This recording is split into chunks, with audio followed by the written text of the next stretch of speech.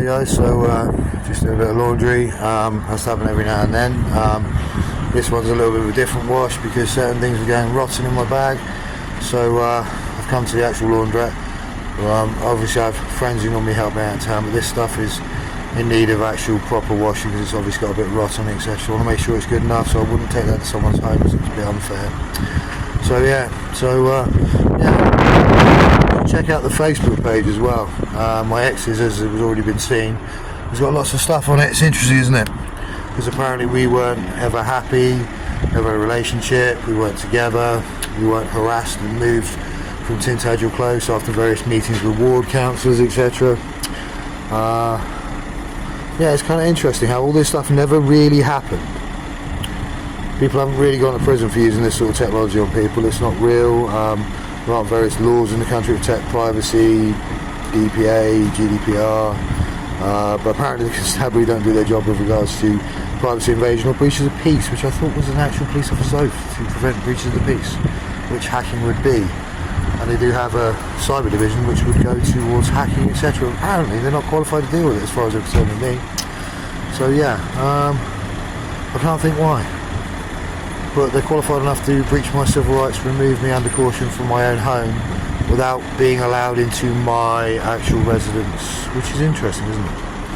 But then when they're told they have to then take me back to my actual residence through Hampshire Constabulary themselves, and the police said apparently they weren't to get involved in a civil matter. Yet this came from Hampshire County Council, Hampshire Child Social Services, and Hampshire Constabulary.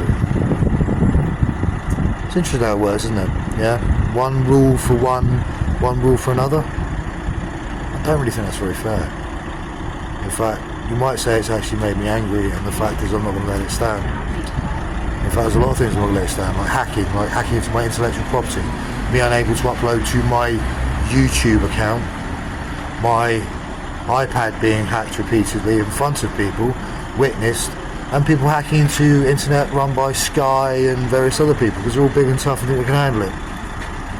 Now, the funniest bit is Sarah Jane was pulled into certain things by certain people, which means I will not allow her to be accountable for their actions, but what I will have is her accountable for them.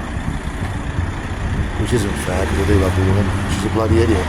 But then obviously she didn't love me enough to stand by me to tell the truth or anything else. Instead, apparently she wanted my life pulled apart maliciously, and here I am 2.5, nearly 3 years later and still unable to have any form of life. Nowhere to live other than a bus station because I don't have any human rights, because apparently that's the way it works when you're a man who does nothing but tells the truth and is falsely accused of just about everything from, I don't know what, child abuse, I don't know, sexual assault, just about everything else on the fucking planet. Oh, sorry, excuse my language, we'll bleep that out later, or maybe we won't. The fact of the matter is, it's the biggest pile of rubbish I've ever read in my life. I've missed out on 3 attempts at world championships in powerlifting, which everyone knows is where I should have been going anyway. Because people are hacking in, playing around with little things like microwave tech. Yes, have a look people, microwave tech, it's actually real, it's also banned under the Geneva Convention.